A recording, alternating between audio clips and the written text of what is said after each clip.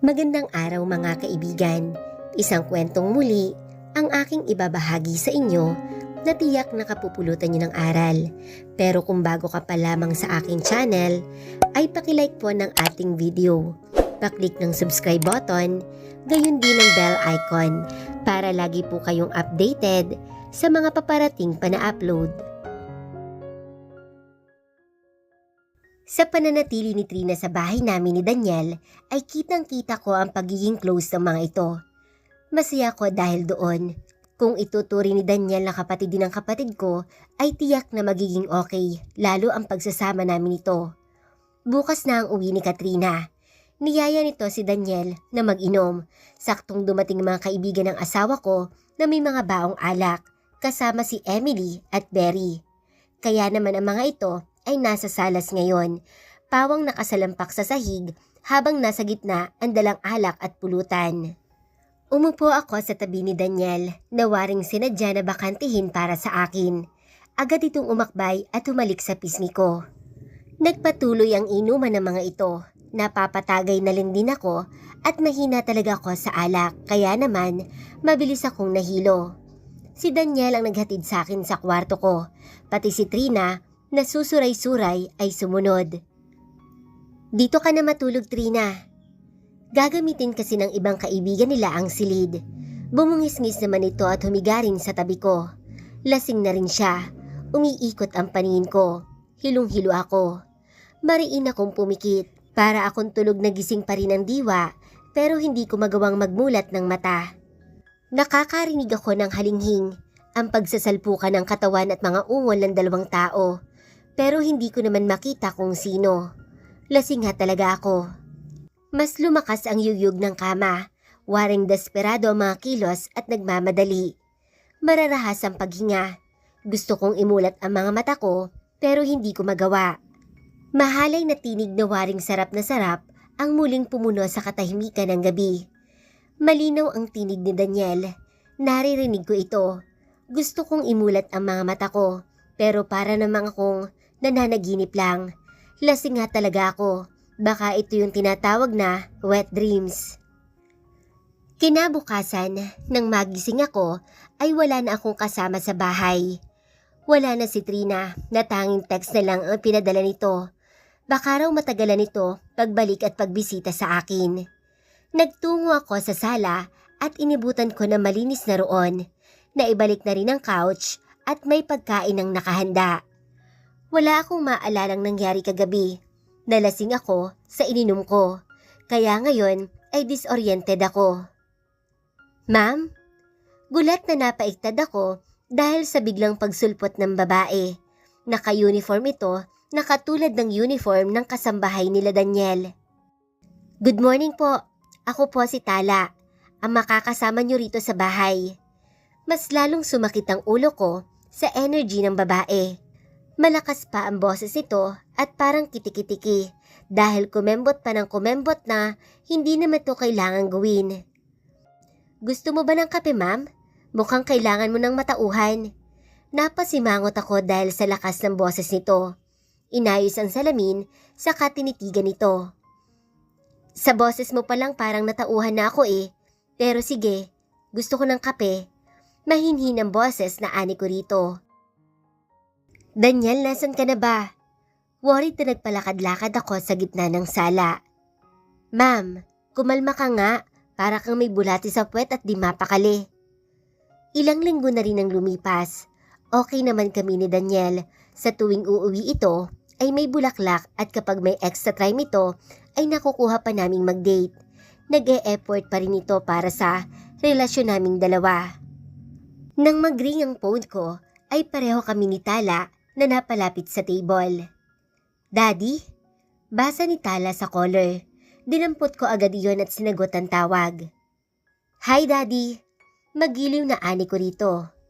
Anak, biglang binalot ng pag-aalala ang puso ko dahil sa boses ng aking ama. May problema po ba? Worried na ani ko rito. Ayos ka lang ba dyan sa bahay niyo ng asawa mo? Gusto mo bang dito ka muna sa bahay? Dad, ayos lang po ako rito. Bakit po? Wala naman. Marahas itong bumuntong hininga. Something is bothering you, Dad? Pwede niyo pong sabihin sa akin kung ano po yun. Umupo ako sa couch. Kawawa naman si Tala na nakatingkayad at nakikinig sa pag-uusap naming mag-ama.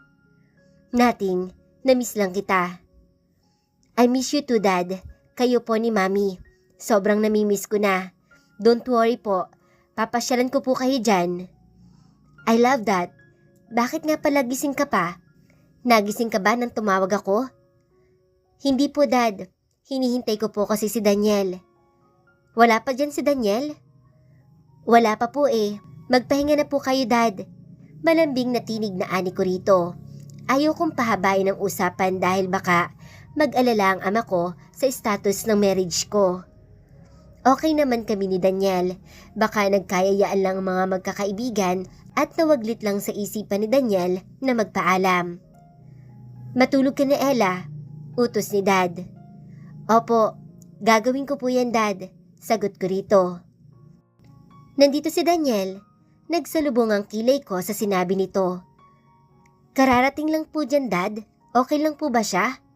Parang natigilan ng aking ama sa mga tanong ko. He's fine. Nice to hear that. Ano po kayang sadya niya? Alanganin na pong oras eh. Baka about sa negosyo. Sige, Dad. Harapin mo muna si Daniel. Baka mahalaga ang sadya niya. Pakisabi po sa kanya kung alangan na ang pagmamaneho niya, diyan na siya matulog. Sabado naman bukas. Kahit sa silid ko na lang po siya matulog. Okay anak, magpahinga ka na. Parang may bumagabag sa tinig nito na ikinabuntong hininga ko. Matulog na tayo, Tala. Okay naman pala si Daniel. Nasa bahay siya ni Dad, kakadating lang doon. Tiyak akong kakarating lang niya roon kung uunawain kong mabuti ang sinabi ni Dad. Nagtanong pa nga ito kung nandito si Daniel. Sige ate. Ate na lang ang tawag nito sa akin dahil iyon naman ang utos ko rito. Mas matanda pala ako rito. Mukha lang daw siyang puyat pero bata pa talaga. Pumanhik na ako sa silid pero bago ako natulog ay tinext ko si Daniel na huwag nang umuwi at matulog na lamang sa mansyon ng daddy ko. Mas maganda naman kasi yon kesa bumiyahe siya ng alangang oras. Maaga akong gumising. Ginawa ang palaging routine namin ni Tala na everyday ay may extra energy sa katawan. 8 a.m. na dumating si Daniel. Halatang pagod ito na dumiretso sa silid niya. Simula nang umalis si Trina ay bumalik na rin siya sa kwarto niya. Ipinaunawa ko naman kay Tala na ganoon naman ang setup namin ni Daniel. Ayos lang kaming mag-asawa. Sumunod ako sa silid dito. Inabutan ko itong naguhubad at waring malalim ang iniisip. Daniel? Pukaw ko sa atensyon ng lalaki. Lumapit ako rito at niyakap ito. Pamilyar sa akin ang pabangong naaamoy ko rito. Iyong paborito kong pabango na hindi ko nadala sa pag-alis ko sa bahay. Pareho kami ni Trina na paborito iyon. Siguro ay ginamit niya ang pabango na nasa kwarto ko sa bahay namin. I'm sorry kung hindi ako nakauwi. Malambing ang tinig na ani nito. Humarap ito sa akin at sinapo ang pisngi ko. Marahas itong bumuntong hininga. Hindi mo naman kailangan mag-sorry. Nakausap ko naman si Dad kagabi at sinabi niyang naroon ka. Panatag naman ako't lalo't pamilya ko ang kasama mo. I'm sorry. Waring guilty na anito, saka niyakap ako ng mahigpit. Ang baba ay ipinatong nito sa balikat ko. It's okay.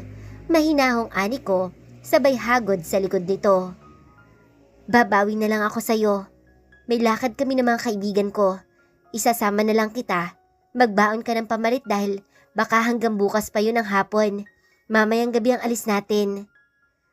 Ganun ba? Okay, walang problema sa akin. Akma akong hihiwalay sa yakap nito, ngunit walang katinag-tinag ang lalaki. Are you okay? Masyado kang mabait, Carmela. Deserve ko ba yung kabaitan mo na yan? Tanong nito na mababakas sa tinig na may bumabagabag dito. Oo naman, napakabuti mo kasing asawa kaya mabait ako. Bumuntong hininga ito saka tumayo ng diretsyo. Seryoso na ngayon ang mood nito. Kung may magawa man akong pagkakamali sa marriage natin, pwede bang makiusap? Nagsalubong ang kilay ko na tiningnan nito. Oo naman, hindi naman tayo perpekto. Pwede bang manatili ka lang sa akin habang buhay? Huwag kang magsawa sa akin. Oo Daniel, never ako magsasawa sa pag-aalaga mo sa akin. Hinaplos ko ang makinis nitong pisngi. Tumingkayad ako at hinalikan nito sa labi. Hindi naman ako nabigo nang mabilis itong tumugon sa halik ko. Nasabi ni Tala sa akin na kung gusto ko raw mag-work talaga ang relasyon naming mag-asawa ay kailangan kong maging aggressive pagdating sa kama. Sa totoo lang, tinawanan ko ang sinabi nito. Hindi naman ako naniniwala sa ganoon. Okay naman kami ni Daniel, pero para makatiyak pa rin ay gagawin ko pa rin ang advice nito. Iginiya ko si Daniel patungo sa kanyang kama at mabilis ko itong kinubabawan. Waring na-excite ang lalaki sa ginawa ko. First time na ako ang mag-initiate ng ganito. Madalas ito ang nangangalabit at kumikilos. Why not itry ko namang ako ang trumabaho. Iniangat ko ang long sleeve na suot ko at init siya sa kung saan. Pinapanood ako ni Daniel na ngayon ay abala ang palad sa paghaplo sa hita ko. Sunod kong tinanggal ang suot kong bra dahilan para kumawala ang malusog kong dibdib. Halata ang pagkakatakam nito sa mga iyon.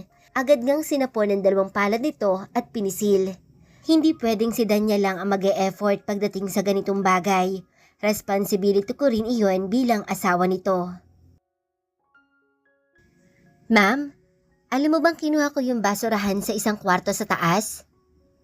Oo, nakita ko nga. Matamlay na ani ko rito. Kagigising ko lang at wala ang asawa ko sa tabi ko. Ang sabi ni Tala ay may tumawag daw dito. Tinawag nitong I at nagmadaling umalis. Feeling ko si Ian iyon. Sino po ang gumagamit ng silid na yon? Tanong nito sa akin. Ah, si Trina, kapatid ko. Kasama po ba yung boyfriend niya? Chismoso rin talaga to. Nagsalubong ang kilay na tiningnan ko ito. Ang dami pang tanong at paligoy-ligoy pa. Hindi na lang ako diretsahin. Ano ba kasi yun? May mga used condom ho kasi sa basurahan. Mga? Takang ani ko rito. Oo. Baka naman sa magkasintahang Emily at Kenneth iyon. Wala namang paggagamitan si Trina ng ganoon. Saka malabong gumamit ng ganoon ang kapatid ko. Hindi po ba siya nag-uuwi ng jowa rito? Pwede ba Tala, itiko mo nga yung bibig mo? Nagiging malisyoso ka. May mga bisita kami nung nakaraan dito. Pero matagal na rin, ilang linggo na rin ang nakalipas. Sadya sigurong hindi lang naitapon ng basura mula sa silid na iyon. Oo na nga po ate, dyan ka na nga. Magdidilig na po ako ng halaman. Nakapagdilig na ako, punta na lang tayo sa grocery. Sure ka ate? Nabanggit ni Daniel sa kasambahay na ilag ako sa mga crowded place. Tiyak na hindi maiiwasan na maraming tao sa grocery. Kung matsyempuhan ako konti, ay maswerte na ako nun. Oo, marami na rin kasing kulang dito sa kusina. Saka aalis kami ni Daniel mamaya. Bukas pa ang balik namin. Okay ate, magbibihis na po ako. Nang pumasok ito sa silid na inuukupan niya, ay nagtungo na rin ako sa silid ko. Pinagmasdan ko ang sarili ko sa salamin. Wala pa ring pinagbago. Mukha pa rin akong luma. Bahagya akong natawa. Hindi naman ako na-offend sa sarili kong pangungutya. Madalas ko naman iyong marinig. Sanay na ako. Inayos ko ang salamin ko pero hinubad ko rin saka ibinalik. Kahit sabihin ng iba na baguhin ko ang sarili ko para bumagay sa asawa ko, hindi ko kasi nakikita yung sarili ko na ganoon. Tiwala naman ako kay Daniel na kahit ganito ako ay magiging loyal siya sa akin. Si Tala ang nag-drive patungo sa pamilihan. Hindi gaanong siksikan, kaya naman kampante kaming naglibot. Tala, kumuha ka na rin ng gusto mo. Ako na ang bahala magbayad. Sabi ko rito nang magpatuloy kami sa pamimili. Magic word ata yun dahil mabilis ako nitong iniwan. Hey! Nang sulyapan ko ang pumukaw ng attention ko ay nagulat ako nang makita si Douglas. Oh, Douglas, hello. Bati ko rito. Hello Carmela, kasama mo si Daniel? Tanong nito sa akin. Hindi, si Tala ang kasama ko. yung kasambahay namin. Nasaan si Daniel? Hindi ko nga alam sa lalaking yon. Kalmado naman ako makipag-usap dito. Kilala ko naman ito. Mabait din naman si Douglas. Wala siya sa tabi ko paggising ko kanina. Bumuntong hininga ito at tumango. Wala ka bang napapansin sa asawa mo?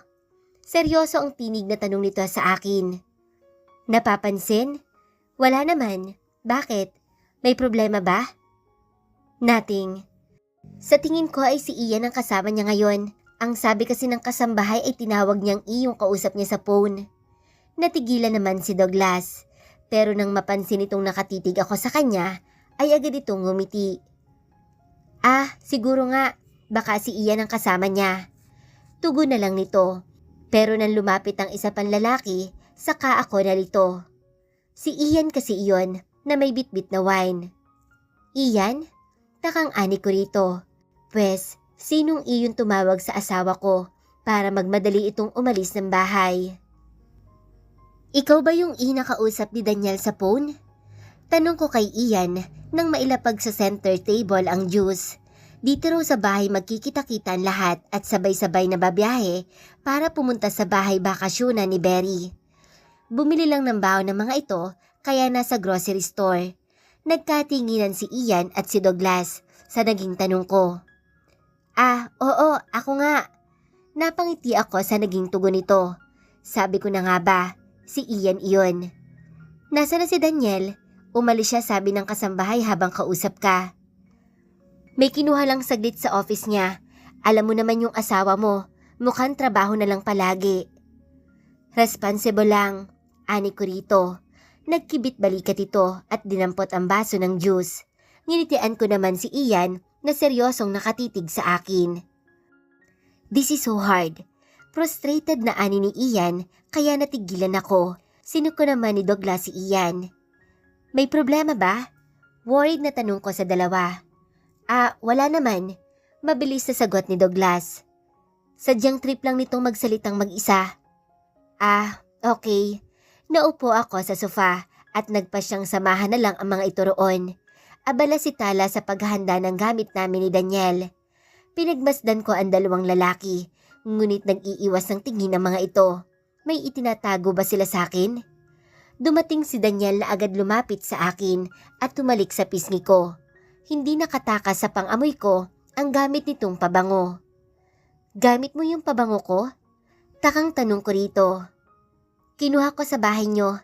Nakangiting ani nito. Naalala mo yung unang kita natin? Nagustuhan ko yung amoy mong yun. Gumawi ang tingin namin kay Ian. Nakasimangot ito, saka kunwari abala na sa tingin ng cellphone. Gusto ko rin yung amoy na yan, Daniel. Pahiram ako mamaya. Si Daniel na nakangisi sa kaibigan. Oo naman. Ano nga palang ginawa mo sa office? Takang tanong ko rito. Office? Waring nagtaka rin ito. Sinabi ko sa kanya nagpunta ka sa office. Tsaka pati yung ina-collar mo. Singit ni Ian. Singit naman ang singit ang isang ito. Gusto kong si Daniel ang magsalita para sa sarili, ngunit parang may lahing tsismoso ang mga kaibigan ni Daniel. Oo, may pinakuha si Ian sa akin sa office. Ibibigay ko na lang sa'yo later. Sabi ng asawa ko sa kaibigan nito. Wife, ready na ba yung dadalhin natin?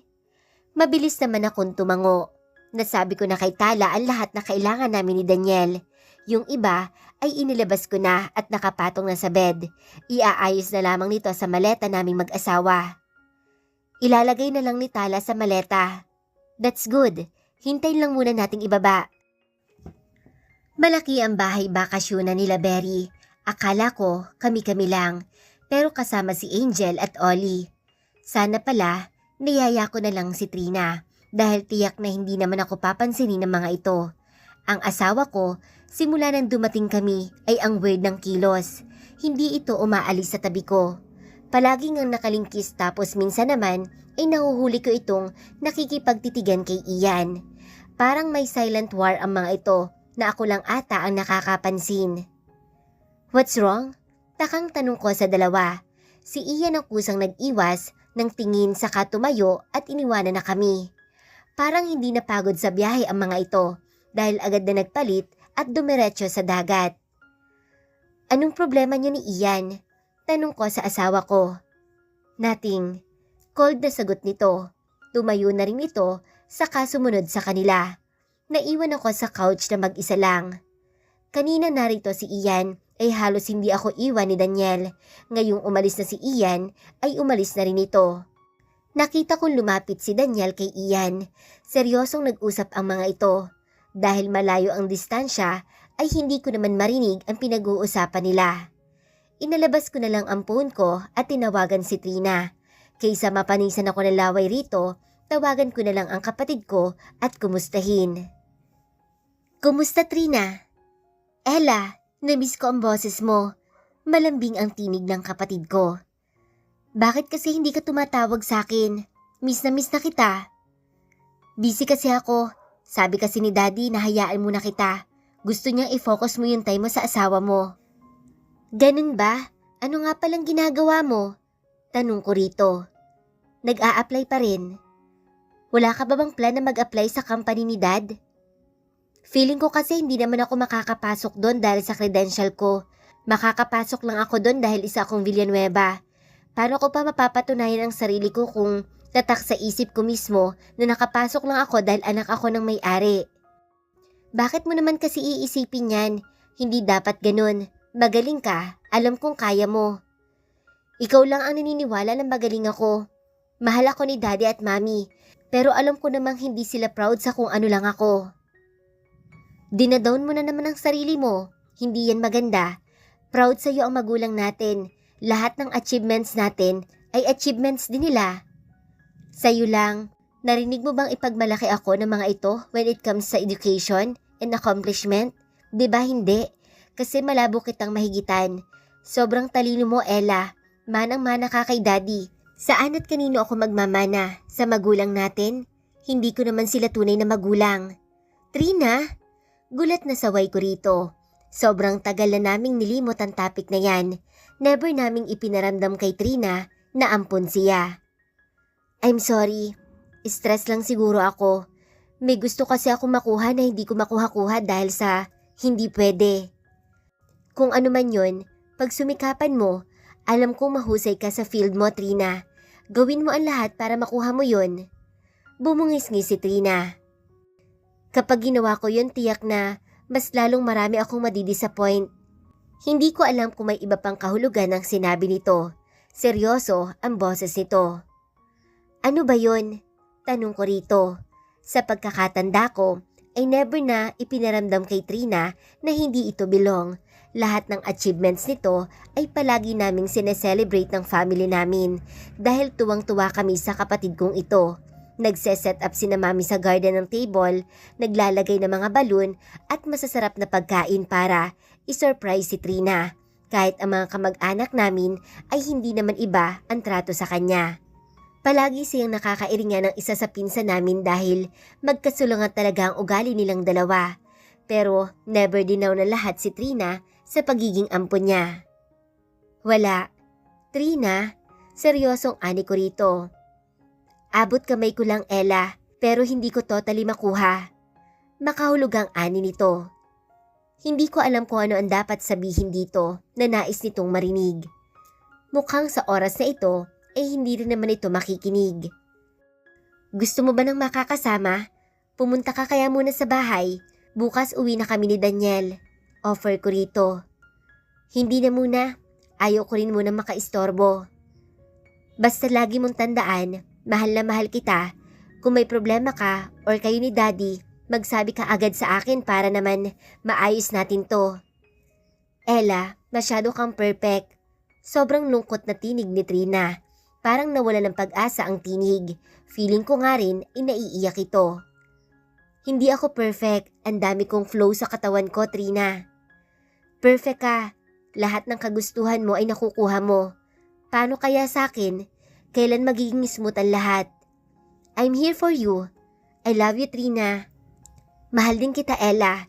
Never mong ipinaramdam sa akin na mag-isa lang ako. Hindi ko kayang tapatan lahat ng achievements mo sa buhay. Trina, may mga kaya kang gawin na hindi ko kaya.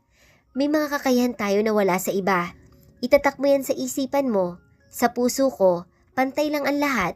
Late ka mang gumraduate, at least gumraduate ka. Proud na proud pa rin ang ate sa'yo. Bakit ba ang bait mo masyado? Mas lalo akong nagigilty. Guilty saan? Umiiyak na ito. Usap na lang tayo kapag kalmado na. Biglang ani nito at ibinaba ang tawag. Sunod kong tinawagan si Mami. Nag-aalala ako kay Trina. Kahit pa ang bakasyon na ito ay para ma-relax kami, ay hindi ko magawang maging kalmado, lalo't ang pinag-uusapan ay tungkol sa kapatid ko. Hindi naman ako nahirapang tawagan si Mami. Sumagot din agad ito. Carmela? Mami, ano pong nangyayari kay Trina? Very emotional siya ngayon. Worried na ani ko rito.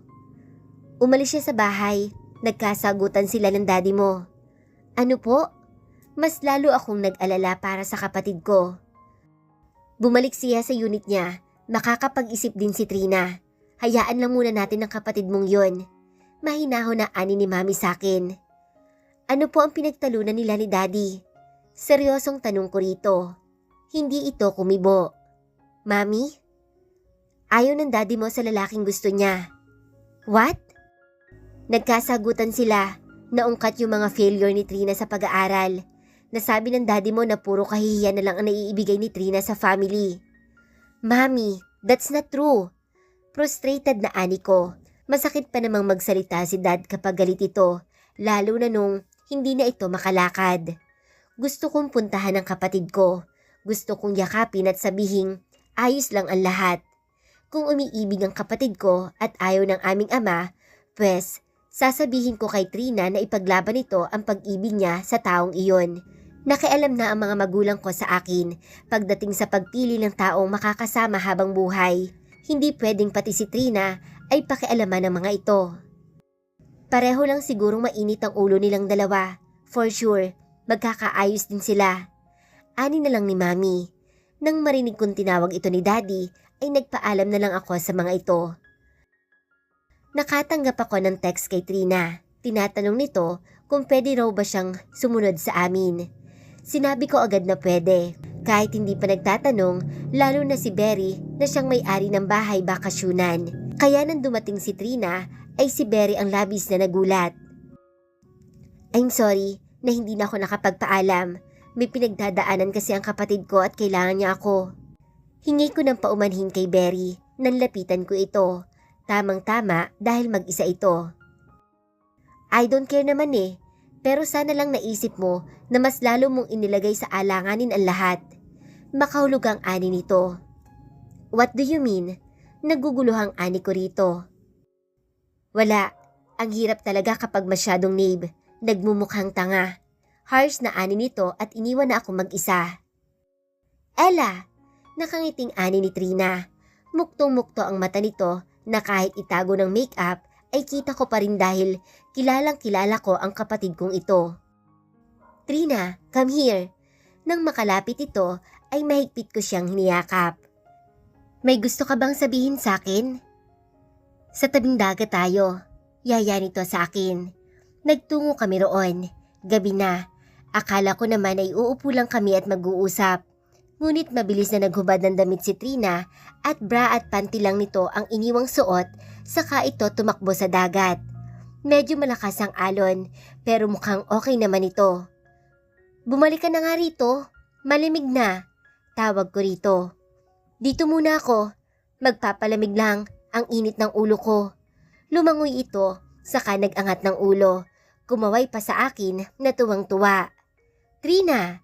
Muli kong tawag ng salpukin ito ng alon. Tinawag ko itong muli, ngunit hindi ko na ito makita. Sa labis na taranta ko ay lumusong ako kahit takot na takot. Liwanag lang ng buwan ng tanging tanglaw. Nakita ko ito na kumakawag-kawag sa ilalim. Sumisid pa ako kahit hirap dahil sa current. Nang mahawakan ko ito ay parang nagpanik ito lalo. Nahila na rin niya ako pa ilalim. Mas naging mahirap umahon dahil hawak nito ang kamay ko. Pilit ko siyang hinihila, ngunit nagpapanik ito. Kakapusin ako ng hininga. Alam ko si Trina na nag-swimming lesson noon. Kaya nitong sumisid ng medyo matagal sa tubig. Nagpapanik ito, kaya nahihirapan itong gawin ang dapat. Nang sumipa ito pa itaas, ay ako naman ang napailaliman dahil aksidenteng natamaan nito ang tiyan ko. Mabigat din ang suot ko kaya mas nahirapan akong kumilos. Sumabit pa ang paa ko sa laylayan ng damit ko. Unti-unting nagdidilim ang paningin ko nang may mga humila sa akin pataas hanggang sa tuluyan ng magdilim ang paningin ko.